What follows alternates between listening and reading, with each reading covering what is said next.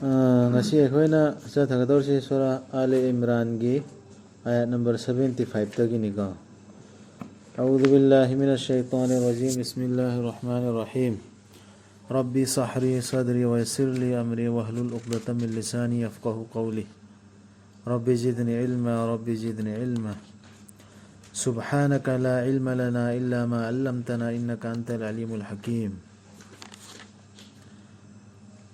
Lairik fangkrabasinggi manungda sigumba yauri nangna mangwanda sinarambada lanthum mapai ama mana madu amuk hanna pirakkani nangwanda sumba imandar su ahle kitab singda yauri aba Yahudi oiro Nasrani oiro Muslim oiro ahle kitab singga manungda adumba imandar su yauri aba Makhoyge manungda asigumba yauri nangna mangwanda sinarambada dinar amkak sinaramba mana madu amuk hanna pirak loy nangonda nangna leptana magi mathakta leptrabadi mai mamangdu sum thaudana leptri phone lupa birambadu pho phangoi da su yauri like hele kitab ke manung daini ko madu makhoina haibagini adu pirak dorse makhoina haibagini gari haibagi lambi leite ekhoi gi mayokta iba paba haitaba singi matangda makhoina ngangi Allah ge matangda aranba makhoina khangna si iman purakta kangbu ekhoi group ta ina tabsing se iba paba haitaba jahil sing sida kaidoboge kaisu ekhoi da adugi hangadab leiroi na makhoina hai ekhoi muslim ga marakta su haina ba yawbane hana ipa ipu hakta jahiliyata maitai deidi lawbe yai maitai deidi kaidobe yai gair deidi adu tawbe yai da tawbe yai haina dro adugi dunia Allah na sirai si makhoina ngangi Allah ge matangda aranba makhoina khangna Lairik su khangi nodram hoy duga dumodo hay awoi bamak kana gumbana magi karar ngak jaraba aduga Allah bu ki jaraba adu oirabadi tasena mak Allah na nungsibi sumna chachaba singbu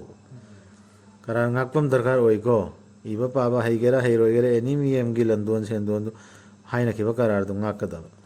tasena mak Allah ga taunaba karar amasung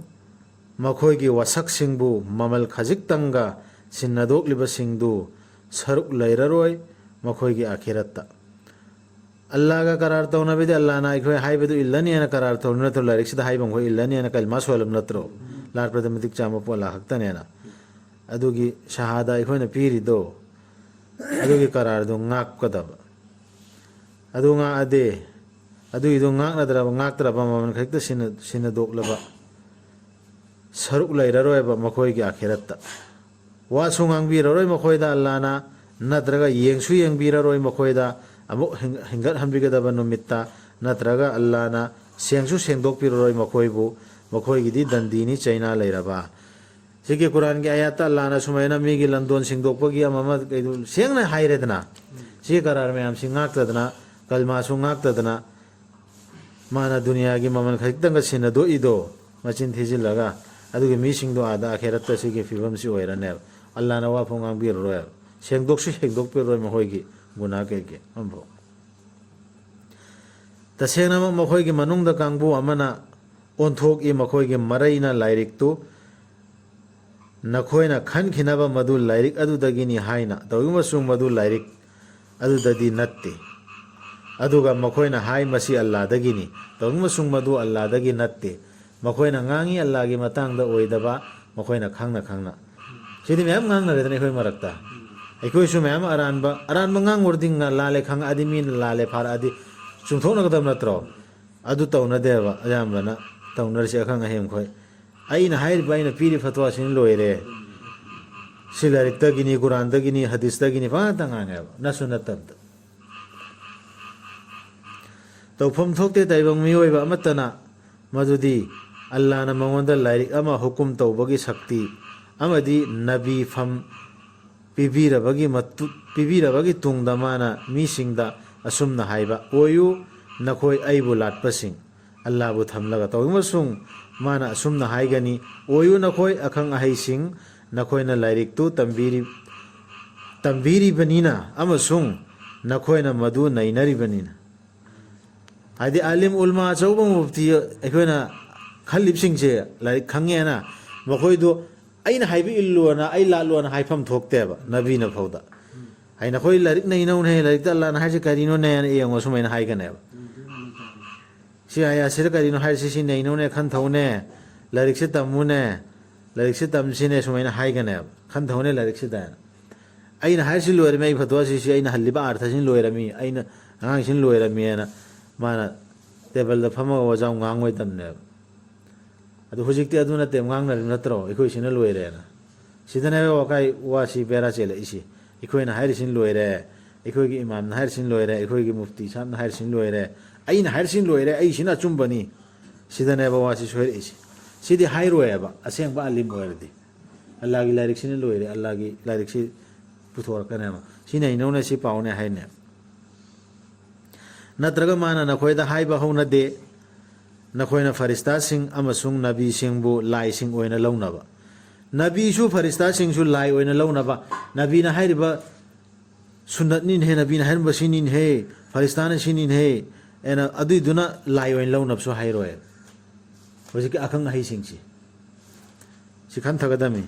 ꯃꯥꯅ ꯅꯈꯣꯏꯗ ꯊꯥꯖꯗꯅꯕꯒꯤ ꯍꯨꯀꯨꯝ ꯇꯧꯒꯗ꯭ꯔꯥ ꯅꯈꯣꯏꯅ ꯃꯨꯁꯂꯤꯝ ꯑꯣꯏꯔꯕ ꯃꯇꯨꯡꯗ ꯁꯤ ꯇꯧꯒꯗ꯭ꯔꯥꯕ ꯑꯜꯂꯥꯍꯒꯤ ꯂꯥꯏꯔꯤꯛꯁꯤ ꯀꯥꯟꯊꯣꯛꯑ ꯃꯥꯅ ꯑꯇꯣꯞꯄ ꯑꯃ ꯍꯥꯏꯒꯗ꯭ꯔꯥꯕ ꯅꯕꯤꯅꯁꯨ ꯅꯠꯇ꯭ꯔꯒꯅ ꯐꯔꯤꯁꯇꯥꯅꯁꯨ ꯅꯠꯇ꯭ꯔꯒ ꯑꯈꯪꯕ ꯑꯂꯤꯝ ꯂꯥꯏꯔꯤꯛ ꯈꯪꯕ ꯑꯂꯤꯝꯗꯣ ꯑꯣꯏꯕꯅ ꯑꯜꯂꯥ ꯈꯛꯇꯕꯨ ꯂꯥꯠꯄ ꯃꯤꯗꯣ ꯃꯨꯁꯂꯤꯝ ꯂꯥꯏꯔꯤꯛꯁꯤꯡꯗꯣ ꯑꯗꯨꯅ ꯍꯥꯏꯒꯗ꯭ꯔꯥꯕ ꯁꯤꯒꯤ ꯁꯤ ꯈꯟꯊꯒꯗꯕꯅꯤ ꯌꯥꯝꯅ ꯂꯧꯁꯤꯡ ꯑꯣꯏꯕ ꯌꯥꯠꯅꯤ ꯁꯤ ꯅꯤꯡꯁꯤꯡꯉꯨ ꯑꯜꯂꯥꯍꯅ ꯅꯕꯤꯁꯤꯡꯗꯒꯤ ꯑꯆꯦꯠꯄ ꯋꯥꯁꯛ ꯂꯧꯈꯤꯕꯗꯨ ꯑꯩꯅ ꯅꯈꯣꯏꯗ ꯂꯥꯏꯔꯤꯛ ꯑꯃꯁꯨꯡ ꯒ꯭ꯌꯥꯟ ꯂꯧꯁꯤꯡ ꯄꯤꯈ꯭ꯔꯕꯁꯨ ꯑꯗꯨꯒꯤ ꯇꯨꯡꯗ ꯅꯈꯣꯏꯒ ꯂꯣꯏꯅꯔꯤꯕꯗꯨ ꯁꯧꯒꯠꯄ ꯔꯁꯨꯜ ꯑꯃ ꯅꯈꯣꯏꯗ ꯂꯥꯛꯂꯕꯗꯤ ꯅꯈꯣꯏꯅ ꯃꯥꯕꯨ ꯊꯥꯖꯒꯗꯕꯅꯤ ꯑꯃꯁꯨꯡ ꯃꯥꯕꯨ ꯇꯦꯡꯕꯥꯡꯒꯗꯕꯅꯤ ꯁꯤ ꯋꯥꯁꯛꯁꯤꯅꯦꯕ ꯂꯧꯈ꯭ꯔꯤꯁꯤꯀꯣ ꯑꯜꯂꯥꯍꯅ ꯍꯥꯏꯈꯤ ꯅꯈꯣꯏ ꯃꯁꯤ ꯌꯥꯔꯕ꯭ꯔꯥ ꯑꯃꯁꯨꯡ ꯑꯩꯒꯤ ꯀꯔꯥꯔꯁꯤ ꯅꯈꯣꯏꯅ ꯂꯧꯔꯕ꯭ꯔꯥ ꯃꯈꯣꯏꯅ ꯍꯥꯏꯈꯤ ꯑꯩꯈꯣꯏ ꯌꯥꯖꯔꯦ ꯁꯤ ꯅꯕꯤ ꯈꯨꯗꯤꯡꯃꯛꯅ ꯍꯥꯏꯈ꯭ꯔꯤꯃꯤꯀꯣ ꯃꯥꯅ ꯍꯥꯏꯕꯤꯈꯤ ꯑꯗꯨ ꯑꯣꯏꯔꯕꯗꯤ ꯅꯈꯣꯏ ꯁꯥꯈꯤꯁꯤꯡ ꯑꯣꯏꯔꯣ ꯑꯩꯁꯨ ꯌꯥꯎꯔꯕꯅꯤ ꯅꯈꯣꯏꯒ ꯂꯣꯏꯅꯅ ꯁꯥꯈꯤꯁꯤꯡꯒꯤ ꯃꯅꯨꯡꯗ ꯑꯗꯨ ꯑꯜꯂꯥꯍꯅ ꯊꯥꯔꯛꯂꯤꯕ ꯃꯈꯣꯏꯗ ꯄꯤꯔꯛꯏꯕ ꯍꯥꯟꯅꯗꯒꯤ ꯂꯩꯔꯤꯕ ꯄꯣꯠꯇꯨꯁꯨ ꯁꯧꯒꯠꯂꯤꯕ ꯑꯜꯂꯥꯍ ꯈꯛꯇꯅ ꯍꯥꯏꯕ ꯏꯟꯕꯒꯤ ꯑꯜꯂꯥꯍ ꯈꯛꯇ ꯂꯥꯠꯄꯒꯤ ꯑꯗꯨꯒꯤꯗꯨꯅꯦꯕ ꯀꯔꯥꯔꯁꯤ ꯇꯧꯅꯈ꯭ꯔꯤꯁꯤ ꯅꯠꯇ꯭ꯔꯥ ꯑꯗꯨꯅ ꯀꯅꯥꯒꯨꯝꯕꯅ ꯂꯩꯊꯣꯛꯈ꯭ꯔꯕꯗꯤ ꯃꯁꯤꯒꯤ ꯀꯔꯥꯔꯁꯤ ꯃꯇꯨꯡꯗ ꯑꯗꯨꯕꯨ ꯁꯤꯡꯅꯕꯒ ꯂꯣꯏꯅ ꯃꯈꯣꯏꯗꯨ ꯁꯤꯡꯅꯕꯒ ꯂꯣꯏꯅꯅ ꯍꯥꯏꯕ ꯏꯟꯗꯕꯁꯤꯡꯅꯤ ꯁꯤ ꯀꯔꯥꯔꯁꯤ ꯌꯥꯅꯔꯕ ꯑꯜꯂꯥꯍꯅ ꯊꯥꯔꯛꯏꯕ ꯅꯕꯤꯅ ꯄꯨꯔꯛꯏꯕ ꯄꯣꯠꯁꯤ ꯁꯤ ꯄꯥꯏꯒꯗꯕꯅꯤ ꯁꯤꯗ ꯆꯠꯀꯗꯕꯅꯤ ꯍꯥꯏꯕꯁꯤ ꯌꯥꯅꯅ ꯀꯔꯥꯔ ꯇꯧꯔꯦ ꯃꯨꯁꯂꯤꯝꯁꯨ ꯅꯕꯤꯁꯨ ꯂꯣꯏꯅ ꯅꯕꯤꯁꯤꯡꯁꯨ ꯂꯣꯏꯅ ꯑꯗꯨꯒꯤ ꯃꯇꯨꯡꯗ ꯂꯩꯊꯣꯛꯈ꯭ꯔꯕ ꯑꯗꯨꯗꯤ ꯁꯤꯡꯅꯕ ꯂꯣꯏꯅ ꯂꯩꯊꯣꯛꯄ ꯅꯠꯇ꯭ꯔꯣ ꯑꯗꯨꯏꯗꯣ ꯑꯗꯨ ꯍꯥꯏꯕ ꯏꯟꯗꯕꯅꯦꯕ ꯑꯗꯨꯒꯤꯗꯨꯅꯦꯕ ꯍꯥꯏꯕ ꯏꯟꯗꯕ ꯀꯥꯐꯤꯔ ꯍꯥꯏꯔꯤꯁꯤ ꯐꯥꯁꯤꯛ ꯍꯥꯏꯔꯤꯁꯤ ꯈꯪꯉꯕ ꯁꯤꯗ ꯐꯥꯁꯤꯀꯨꯟ ꯍꯥꯏꯔꯤꯗꯅ ꯐꯥꯁꯤꯛ ꯍꯥꯏꯔꯤꯁꯤ ꯁꯤꯁꯤꯅꯦ ꯑꯜꯂꯥꯍꯒꯤ ꯙꯔꯃ ꯅꯠꯇꯕ ꯑꯇꯣꯞꯄ ꯑꯃ ꯅꯈꯣꯏꯅ ꯊꯤꯔꯤꯕ꯭ꯔꯥ ꯃꯉꯣꯟꯗ ꯆꯪꯖꯔꯤꯕꯁꯤꯗ ꯑꯁꯃꯥꯟꯁꯤꯡ ꯑꯃꯁꯨꯡ ꯄ꯭ꯔꯤꯊꯤꯕꯤꯗ ꯂꯩꯕ ꯄꯨꯝꯅꯃꯛ ꯈꯨꯗꯤꯡꯃꯛꯅ ꯃꯁꯥꯅ ꯌꯥꯅꯤꯡꯅ ꯅꯠꯇ꯭ꯔꯒ ꯌꯥꯅꯤꯡꯗꯅ ꯑꯗꯨꯒ ꯑꯜꯂꯥꯍꯗ ꯅꯈꯣꯏꯕꯨ ꯍꯜꯂꯛꯀꯗꯧꯔꯤꯕꯁꯤꯗ ꯑꯇꯣꯞꯄ ꯙꯔꯃ ꯑꯃ ꯊꯤꯔꯤꯕ꯭ꯔꯥꯕ ꯅꯈꯣꯏꯅ ꯑꯇꯣꯞꯄ ꯑꯃꯒꯤ ꯍꯥꯏꯕ ꯏꯟꯒꯗꯧꯔꯤꯁꯤ ꯑꯇꯣꯞꯄ ꯑꯃ ꯂꯥꯠꯀꯗꯧꯔꯤꯁꯤ ꯁꯤ ꯑꯜꯂꯥꯍꯅ ꯁꯤꯟꯅꯔꯛꯏꯕ ꯄꯣꯠꯁꯤ ꯁꯤ ꯆꯠꯇꯕꯤꯗ ꯑꯇꯣꯞꯄ ꯑꯃ ꯆꯠꯀꯗꯧꯔꯤꯁꯤ ꯅꯈꯣꯏꯅ ꯑꯇꯣꯞꯄ ꯙꯔꯃ ꯑꯃ ꯊꯤꯅꯔꯤꯕ꯭ꯔꯥ ꯍꯥꯏꯌꯨ ꯑꯩꯈꯣꯏꯗꯤ ꯑꯜꯂꯥꯍꯗ ꯊꯥꯖꯔꯦ ꯃꯨꯁꯂꯤꯝꯁꯤꯡꯗꯅꯤ ꯅꯕꯤꯗꯁꯨꯅꯤ ꯍꯥꯏꯔꯤꯁꯤꯀꯣ ꯍꯥꯏꯌꯨ ꯑꯩꯈꯣꯏꯗꯤ ꯑꯜꯂꯥꯍꯗ ꯊꯥꯖꯔꯦ ꯑꯃꯁꯨꯡ ꯑꯩꯈꯣꯏꯗ ꯊꯥꯗꯕꯤꯔꯛꯂꯤꯕꯁꯤꯗ ꯏꯕ꯭ꯔꯥꯍꯤꯝ ꯏꯁꯃꯥꯏꯜ ꯏꯁꯍꯥꯛ ꯌꯥꯀꯨꯕ ꯑꯃꯁꯨꯡ ꯆꯥꯔꯣꯟ ꯁꯨꯔꯣꯟꯁꯤꯡꯗ ꯊꯥꯗꯕꯤꯔꯛꯈꯤꯕ ꯑꯗꯨꯗ ꯑꯃꯁꯨꯡ ꯃꯨꯁꯥ ꯏꯁꯥ ꯑꯃꯁꯨꯡ ꯑꯇꯣꯞꯄ ꯅꯕꯤꯁꯤꯡꯗ ꯃꯈꯣꯏꯒꯤ ꯔꯕꯇꯒꯤ ꯄꯤꯔꯛꯈꯤꯕ ꯑꯗꯨꯗ ꯁꯨꯃꯥꯏꯅ ꯍꯥꯏꯌꯣꯕ ꯑꯩꯈꯣꯏꯅ ꯈꯦꯟꯅꯕ ꯊꯝꯗꯦ ꯃꯈꯣꯏꯒꯤ ꯃꯔꯛꯇ ꯀꯅꯥꯕꯨꯁꯨ ꯑꯩꯈꯣꯏ ꯃꯉꯣꯟꯗ ꯀꯣꯛ ꯅꯣꯟꯖꯔꯕ ꯃꯨꯁꯂꯤꯝꯁꯤꯡꯅꯤ ꯃꯨꯁꯂꯤꯝꯅꯤ ꯍꯥꯏꯌꯨ ꯑꯩꯈꯣꯏ ꯃꯨꯁꯂꯤꯝꯅꯦ ꯍꯥꯏꯌꯨꯁꯦ ꯑꯗꯨꯝ ꯌꯥꯎꯗ꯭ꯔꯥ ꯗꯥꯏꯔꯦꯛ ꯃꯨꯁꯂꯤꯝ ꯍꯥꯏꯕ ꯋꯥꯍꯩꯗꯨꯅꯦꯕ ꯁꯤꯗ ꯑꯍꯂꯦ ꯁꯨꯟꯅꯠ ꯑꯣꯜ ꯖꯃꯥꯠ ꯑꯣꯜꯂꯦ ꯍꯥꯏꯌꯨꯁꯨ ꯍꯥꯏꯗꯦ ꯑꯍꯂꯦ ꯍꯗꯤꯁ ꯑꯣꯜꯂꯦ ꯍꯥꯏꯁꯨ ꯍꯥꯏꯗꯦ ꯑꯗꯨꯗꯒꯤ ꯁꯥꯐꯤ ꯑꯣꯜꯂꯦ ꯍꯥꯏꯕꯁꯨ ꯍꯥꯏꯗꯦ ꯁꯤꯌꯥ ꯑꯣꯜꯂꯦ ꯍꯥꯏꯕꯁꯨ ꯍꯥꯏꯗꯦ ꯀꯅꯥꯝꯇ ꯍꯥꯏꯗꯦ ꯔꯥꯞꯖꯤꯁꯨ ꯍꯥꯏꯗꯦ ꯑꯩꯈꯣই ꯃꯨꯁꯂꯤꯝꯅꯤ ꯍꯥꯏꯌꯣꯅ ꯍꯥꯏ ꯁꯤ ꯀꯨꯔꯥꯟꯗ ꯍꯟꯖꯤꯟ ꯃꯌꯥꯝ ꯌꯥꯎꯕꯅꯦ ꯑꯇꯩꯁꯨꯀꯣ ꯑꯗꯨꯒ ꯀꯅꯥꯒꯨꯝꯕꯅ ꯊꯤꯔꯕ ꯏꯁꯂꯥꯝ ꯅꯠꯇꯅ ꯑꯇꯣꯞꯄ ꯙꯔꯃ ꯑꯃ ꯑꯗꯨ ꯀꯩꯗꯧꯅꯨꯡꯗꯁꯨ ꯃꯉꯣꯟꯗꯒꯤ ꯂꯧꯔꯣꯏ ꯃꯥ ꯑꯈꯦꯔꯠꯇ ꯆꯟꯒꯅꯤ ꯃꯥꯡꯖꯔꯕꯁꯤꯡꯒꯤ ꯃꯅꯨꯡꯗ ꯏꯁꯂꯥꯝ ꯍꯥꯏꯗꯤ ꯑꯜꯂꯥꯍꯅ ꯍꯥꯏꯕꯗꯨ ꯁꯦꯔꯦꯟꯗꯔ ꯇꯧꯗꯨꯅ ꯍꯥꯏꯈ꯭ꯔꯦꯀꯣ ꯏꯁꯂꯥꯝ ꯍꯥꯏꯔꯤꯁꯤ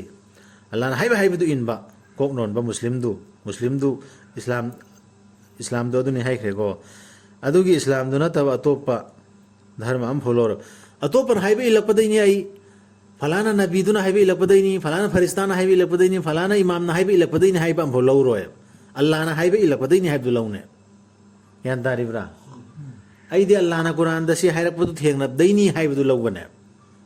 अतोप धर्म अम फॉलो रोय अदुगा कनागुम्बना थीरबा सिदि यौखरेको करमना अल्लाहना लमजिंग बिगनी जाति अमबु मखोयना थाजरबा अमसुंग साखी पीरबा मतुंगदा रसूलदु अचुंबनी हाइना अमसुंग दलील सिंह मखोयदा लाखरबा मतुंगदा मखोयना अमुक थाजदबा ओइखरबदा अल्लाहदी लमजिंग दे अरानबा तौबसिंगबु करमैनो नदी मिदो अल्लाहना लमजिंग गदौरसी नबी सुमाना यारे गवा पीरबा नबीना पुरा इबा लारिक्सी यारे ना हाइरबा मतुंग अदुई मतुंगदा अमका माना अतोपा पंबई अमा सिजिनदना लैरेने अदुई मिदो कमैन लमजिंग दौरसी अल्लाहना मखोयदुदी मखोयगी शास्तिदी मखोयगी मथक्ता सापनी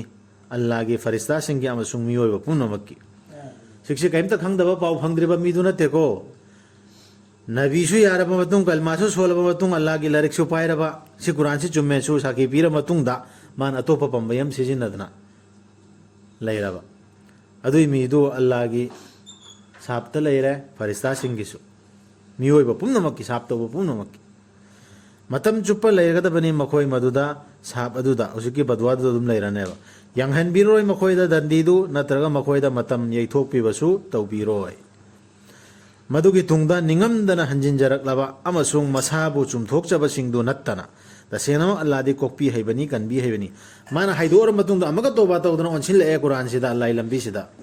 इमै माई चलुरसि सोयरेना अदुदि अल्लाह कोकपीने तसेनमक थाजदबसिंगदु मखोयना थाजरमलबा मतुंगदा इमानपुरा मतुंगदा अमका थाजखिद्रे कुरान सिंदु तो चलुरे अदुगा थाजदबदा हेंगतखिबसिंगदु कैदौनिंगदसु मखोयगी निंगमदबदु लौरोय मखोयदु लंफैनखरबसिंगनी माना थाजदर कुरान सिदा थाजदना चंगा मतुंगा कलमा सोंदना रसूलदा थाजदना अमल तौदना लेरमे कुरान सिदा अदुई मतुंगदा अमका थाजदुद्रे अतोपा बंबई सिजिनदना होंगदुरे फिरका खाइदोकपा खंगदे अम खंगदे तौरुरे अदुई मतुंगा अदुर हेंगतना चखरे अदुम अदुई मतुंगा माना निंगमदना ओनसिनजा तोबा तौर असुमा निंगमदबदु लौरोयबा मागे निंगमक्तबदो लौररोय मा लौररोय माना अदुई बिदर दुम लैखरदी तोबा तोबा अस्तगफिरुल्लाह मैं आम हुंफुरक चंगमारक चलसु मपुंसि चुपा चलसु माना सिगी लारिक्सि ओंजिलक्तरगदी मागिदु लौररोय तसेंगनमक थाजदबसिंग अदुगा सिरकपसिंगदु थाजदबसिंग अदुगा सिरकपसिंगदु थाजदबसिंग ओइना कैदौनुंगदसु लौरोय मखोय कनामतदगी पृथ्वी पिक थन्ना सना कचरबसु मदुना मसागी थादोकमल ओइना मखोयदुगिदी दंदीनी चाइना लैरबा लैरोय मखोयगी तेंबांग बिबसिंग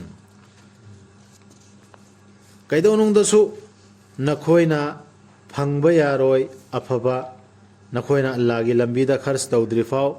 नखोयना पामजबदुदगी पोट अमा ओइरबसु नखोयना खर्च तौरिबदु तसेनमक अल्लाहदी मदुबु खंगबनी